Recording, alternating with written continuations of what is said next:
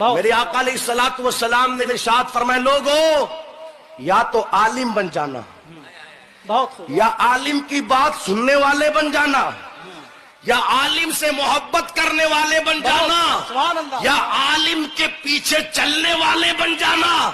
بننا ان چاروں میں سے پانچواں مت بننا ورنہ ہلاک ہو جاؤ گے. اللہ اکبر اللہ. مگر افسوس اس بات کا کہ آج میری قوم ان چاروں میں سے نہ بنی پانچویں بنی، یعنی نہ عالم بنی، نہ عالم کی بات سننے والی بنی، نہ عالم سے محبت کرنے والی بنی، نہ عالم کے پیچھے چلنے والی بنی، بلکہ عالم سے نفرت کرنے والی بنی.